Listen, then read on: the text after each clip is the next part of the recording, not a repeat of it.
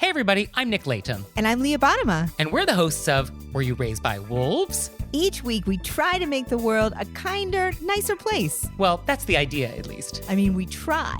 Have you ever wondered what to do if you're ghosted? Or what to do when a friend asks you to borrow money? Or the proper way to eat Cheetos?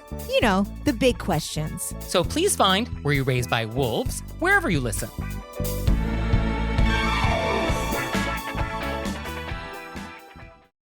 You're listening to Heritage Radio Network.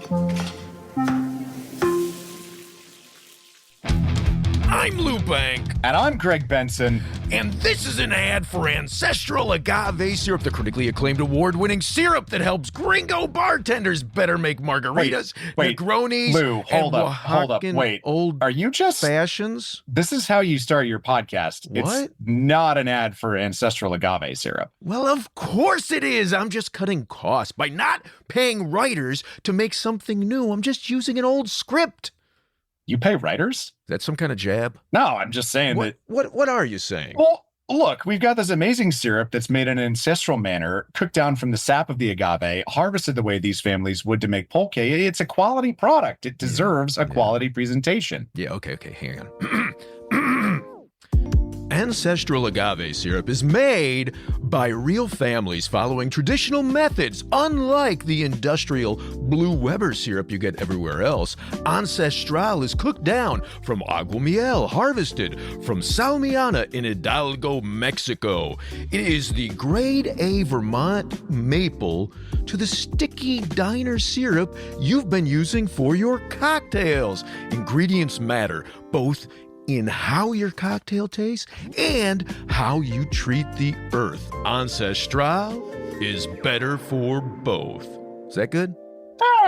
Sure. Or maybe confusing instead of cheesy. Look, just visit ancestralagave.com to learn more and to order your world-class agave syrup today. And we'll call that a wrap. Catch you next ad, Greg. Hasta pronto? Ancestral Agave Syrup. Available online at ancestralagave.org and wherever Greg and Lou are able to coerce store owners into carrying it. Agave Road Trip. Agave Road Trip. I'm Lou Bank. And I'm Linda Sullivan. And this is Agave Road Trip, the critically acclaimed award-winning podcast that helps gringo bartenders better understand agave spirits, And rural Mexico. You fill my heart with so much joy. It's so much fun. Okay, so I was having this conversation with Grace Gonzalez of Tequila El Mayor, and she said something that brought into focus for me, something that's been like bouncing around in the back of my head for quite a while. What did she say? Okay, so, we talk a lot about the ages of agaves that are used to make mezcal and tequila, but there's really no mechanism to verify it. Ruh-roh. We're going to get called out in this episode. Oh, dude, totally. The collective we is about to get called out. Sit down. Yeah, so what I want to do is actually start with this quote that I got from Grace Gonzalez, the third-generation master distiller for Tequila El Mayor. Let's go, Grace. We only use fresh, mature agave. And by mature agave plant, it's just like a human. It matures, it grows and matures. It grows and matures, and I find it very funny that I've heard people saying, I only use agave that it's 12 years old. And I'm like, I have no idea how you managed to do that. Sometimes the agave, it's ready to be harvested when it's 7 years old, sometimes 8, sometimes 6. So that agave by itself will let you know when it's ready to be mature. You don't want to harvest it before or after, and then if you harvest that after, you start losing sugar content. And don't get me wrong, this is our passion, but this is our business, and sugar means money. Grace is our sugar mama. Yeah. Nobody wants to lose money. So we make sure that we use fresh agave because as soon as we fill the truck, that truck is sent to the distillery and it has to be cooked within 24 hours when it arrives at the distillery. I don't think I've heard that before, that little detail at the end. this is not the direction we're going, but that it has to be used within a day? Well, according to how she processes at her distillery, yes. But obviously we know people who Capone and it sits for 3 years. And Right. So scientifically, it's not necessarily required, but they find value in it. And so they do that. Right. Okay. But I think it's a really valid point that she brings up, really important point, actually, that we talk about how important it is that the agave, it ages in the ground, not in a barrel, blah, blah, blah, right? And so often you'll hear people saying things like, well, the Tobola, I was going to say the Potatorum. My scientific and my familiar gets screwy. Just keep going back and forth. That's fine. Okay. The Tobola takes 12 to 15 years to reach maturity, and I'm sure it does in certain places. Right. And not only do we say that, I mean, I say those kinds of things when I teach, but it's on the bottles, a lot of them. This is sort of a point that I'm getting to, Right, actually. right. Yeah. So Sacred hands out Tobola seedlings and has since 2017. Mm-hmm. And since 2017, how's your math? Terrible. Well, we're going to find out. We're going to test it now. Don't math me right now. So pressure's on. Last year, which was 2023, right? Yeah.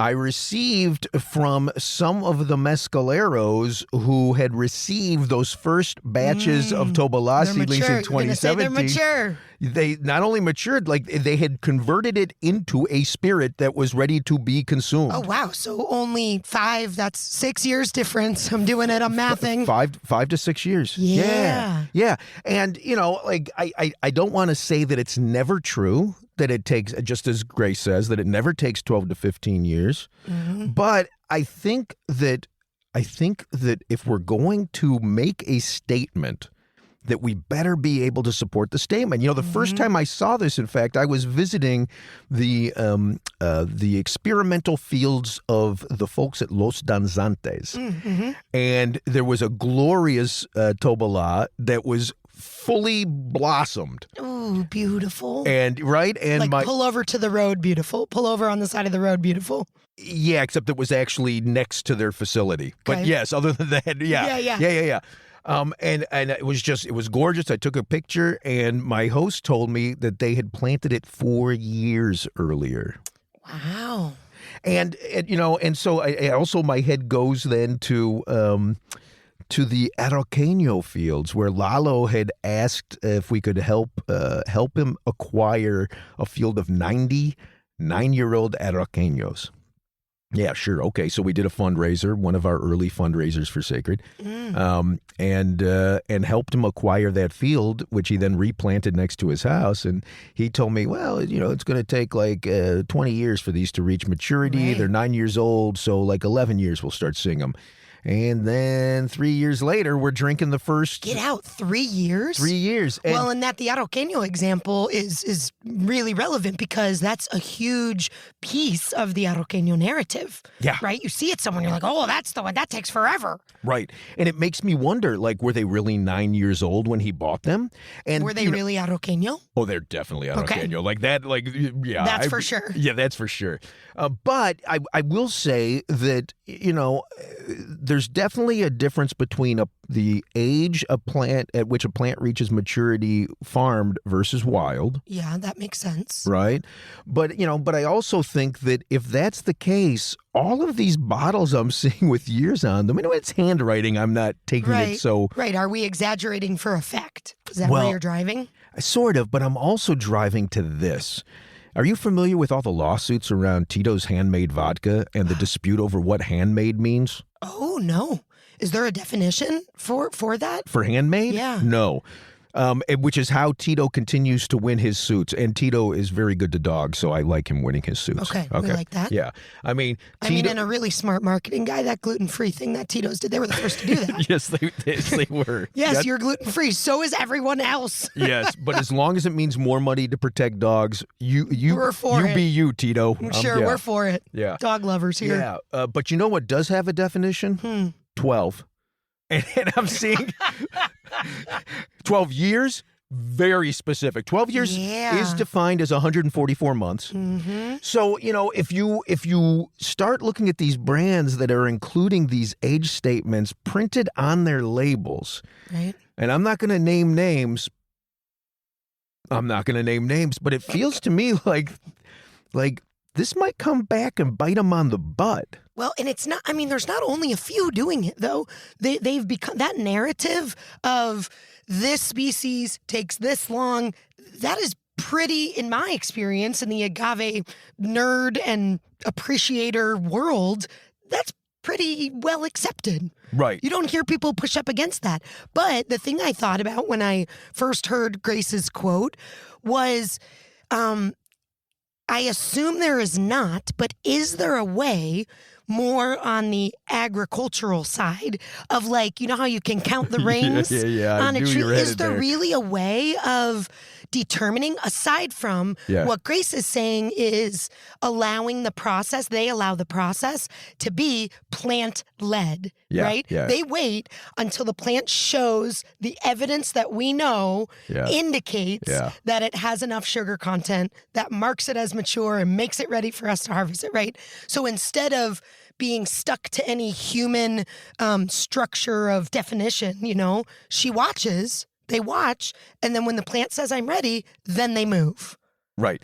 Well, I've had a couple of mezcaleros and other people in the field tell me that, because of the way the agave grows in the circular pattern, that all you have to do is count the number of pencas in the circular pattern and you'll know how many years it was, right? That's what I hear a lot. But then I think about what those Tobola looked like that were only 5.5, 6 years old max. Right. It's not like they had fewer pencas. Really? They looked pretty They looked standard? exactly the same as, when I see the 12 to 15-year-old. So, well, and then the other question is, maybe we're just estimating, and because, not we, but the folks, the producers, maybe the entire category is estimating, but it became so normalized that it kind of morphed into accepted fact. I'm thinking of the psychology narrative of how we can kind of create false memories by mistake. Yeah. Sort of parallel to that, right? Yeah. You tell the story and then you find out, oh, well, my brother was there too and he remembers it totally differently. Yep. Right? And we're not wrong on purpose. We're not coming to the story and lying. It's not malicious. It's just not. That's why I've heard they're taking a lot of eyewitness testimony out of the court, because we're as amazing as our brains are and our memories can be, so detailed, so connected to our senses, we could just as easily be wrong. And then when we reinforce that wrongness, it strengthens that neural passage, that pathway, the connection. And then we just fall into it being true, even though maybe we could be proven incorrect. God, related but not related. So That's I'm reminded. Classic Lou. Thank you. I'm reminded of a story that I think I heard, and maybe I made up now that you're saying this, but a story that I think I heard. And I want to say it was on This American Life a decade ago. Ira Glass, I love you. Right? So maybe you'll recognize this story, but this is just an anecdote from a much longer story, but there was a study that was done that demonstrated if you've got 100 people and you've got a giant container of jelly beans and you ask each person to estimate the number of jelly beans, most often the average of those guesses will be better and closer to accurate than any of the individual guesses. Right, it's like a scatter plot. Yeah. And the real answer will be swimming somewhere in that median. Yeah. Yeah, that in fact, we're smarter as a group than we are as individuals, which I kind of like because it suggests to me that much like trees, we talk with our roots and we don't even realize it. Nice. Thank you. But but what does that mean? What does that mean exactly for that bottle that says 12-year-old Tobola? What does that mean exactly for the bartender serving it? Is what comes to my mind. And I gotta say, I think here's my takeaway. And I'm as a guy who's not behind a bar, right? My takeaway is that narrative is going to collapse at some point because that class action lawsuit is going to happen. And when it happens, that narrative collapses, at which point, if that's the narrative that we're standing on, that mezcal is so special because it's made from 12-year-old agave that can only be grown in the wild, right? It's not an accurate narrative. Right. The beauty of it is that these are pre-industrial methods. The sugar source is like one facet of it. But if you just tell that story, if you do not tell the broader story, I think you end up with a lost story. It also, that what you just mentioned also makes me think of some of like maybe the imprint that how would you say, our society, maybe even our minds, we're trying to make sense of the category. Yeah. So we sort of overlay this, we learn about all the steps of the process. We hear the details. Maybe they're, fabricated by mistake, whatever.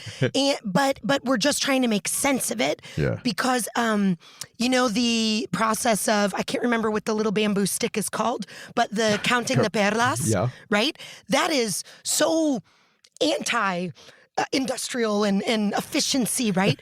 But the thing that's so beautiful, and when I tell that story about mezcaleros, it's how connected they are to the land, to the process, how really braided to their senses. Yeah, how braided their senses are in making the calls. And when you bring down measuring tools, or when people, bring into the process measuring tools, I've heard from many friends how accurate that sensory counting of the little pearls is, just in that one detail in determining what the ABV is of that mezcal. So what if maybe there's not a year number that satisfies our little souls of saying Tobala 12, Espadín 6, Arroqueño 25. We want it to be concrete and digestible, but also we are kind of in the middle. What I think it's so special about agave, we're right in the heat of science, figuring stuff out about that category as well. So we might be jumping the gun, right? Maybe X amount of years, we learn, maybe there's however they do these studies and sciencey things, blah, blah, blah. Here I'm, the ubiquitous they. I'm way out of my comfort zone, as you can see. But it's exciting to speculate. Maybe they look at that and figure, we've been saying 25 years for the past 3 or 4 years, 10 years. We've been saying that because that's what we thought. But now look, we had enough time. We're on a second generation of doing this or that experiment. We had enough time to realize that maybe that was labeled too quickly and it's more variable. Yeah. Maybe it's just a matter of getting 10 years deeper into our knowledge, our collective knowledge of agave, to realize, we got a little excited there.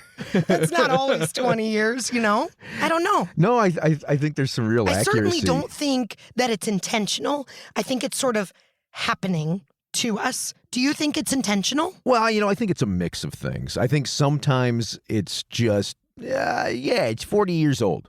And, don't ask me. I think 40. We're going to go with 40, because then you look at how you get charged for it. And the 40-year-old agave at that, I'm thinking about 10 years ago, 40-year-old agave would cost the same as the 6-year-old agave. Right.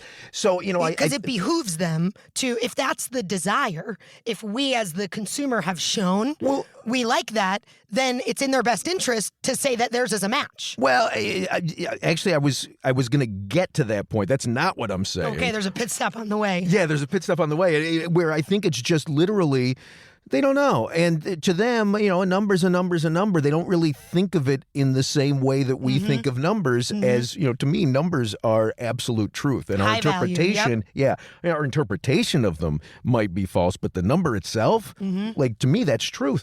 And I don't think that that's the same case with everybody that I know down in rural Mexico. Now, with some people, without question, it's sort of like the pechuga. The pechuga, with some people in some families in some communities, it's absolutely, sacred, sacrosanct. It's real. It's part of the religion. And sometimes it's made to sell to us. And I think there's, a whole spectrum between those 2 points that exists. Yeah. And I certainly don't begrudge somebody in rural Mexico who's trying to figure out ways to better the lives of their children and themselves. And so they tell me 12 years for that Tobola. I don't begrudge them that. And they might even believe it. Well, and it might be an educated guess. Some of what they're using to determine that might be actually factual, like you're describing numbers themselves, right? I know if I'm the mezcalera, I know that I've been observing this for X amount of years, and I can make an educated guess because I'm an expert in what I do. I can make an educated guess for how many years it seems like it was there before. Because if we're talking about agave in the wild, I mean, that just intensifies the thought experiment that we're having. You weren't there. Oh, I was on a walk. Seed... I was on a walk 5 years ago, and I saw a little sprout coming out of the ground. Sure. However, here's another thought that comes to my mind. Could we, again, to my same brain space of thinking of how the category is continuing to improve, we're gaining more knowledge, we're learning deeper content about the agriculture of these plants and how they act. Like Sergio has said that they've mapped out his land and they are, sounds like, very aware of what is where. And as far as they know, since the map started, right? Since that 2 years point in ago? time, 2 years ago, they know. So your point. From this point forward, Yeah. they could have really good content in, what's the estimate for Lamparillo? Does he say? Or do you know? He does, and I honestly, I've stopped listening to years now that this is, right? Right, now that this is in your brain. Yeah. After your conversation with Grace, you were like, okay, I'm removing. Even before that. Before that. As I, for me, the first time the numbers, I just threw my hands up in the air was when I was told you have to leave a bottle buried for 2 years. And so my friend sold me a bottle that he buried, and I showed up, and I know I was there in July of 2016, and then I showed up in December of 2017, and he said, hey, it's been 2 years. And I thought, well, I'm not in my world, but okay. Maybe that's the real answer. It's just that we need to send some calendars down. Nobody has a calendar. Maybe that's the problem. They keep using the giant stone calendars.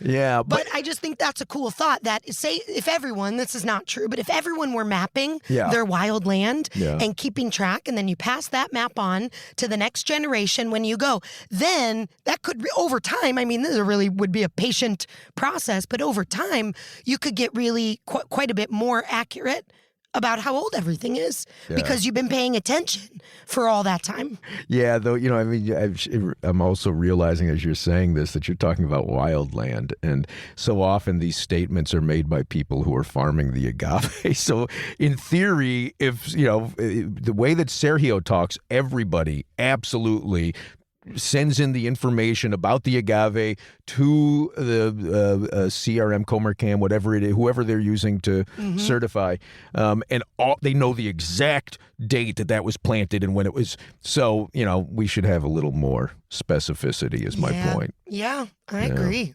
Yeah. Curious. Check in with us in 10 years. Yeah. But, I think for me, the big piece of this, and the reason I want to do this episode was I really think we need to, I'm not saying never talk about the age of the agave, but I do think that we need to communicate messages above and beyond that. It's important, I think, that the sugar source is so much harder to harvest, both in terms of the length of time that's required to reach maturity, but also just in terms of the effort that it takes to harvest this giant sugar source that's unlike anything else. And then to process it, all of that stuff takes inordinate skill, and doing it in a pre-industrial manner is a crazy amount of skill. So, just saying, let's not lean so heavily on the years. And I think for me, within my teaching brain, that there's an action step there where maybe it's as subtle as just changing the language you use, right? Because I still think that the narrative of agave aging in the land, and I mean, I talk constantly about how it's monocarpic as well. A lot of non-high level nerds, lay people and drinkers of appreciation, they don't know that. Right. They have no idea that all the other crops that we make spirit from, they grow back every year. And agave is this just magical category that does not. So maybe it just means that as we're teaching about that world, we pull those numbers, but we talk more about just what that detail means, what it's like to treat that crop differently, to stand and wait, to let it, air quotes, tell you when it's ready. So I think there's an adjustment there that people in the agave world could benefit from applying, right, to their curricula, as it were. I love it. That's my takeaway. Okay, well, I'm good with, I think we wrap it on that. Let's wrap it up. Bye-bye. Catch you next episode. Hasta pronto. You've been listening to Agave Road Trip, the critically acclaimed award-winning podcast that helps Gringex bartenders better understand agave spirits, and rural Mexico. We're blessed with sound engineering by Roy Sierra and a theme song performed by Gabriel Oliveira and Marco Ricos.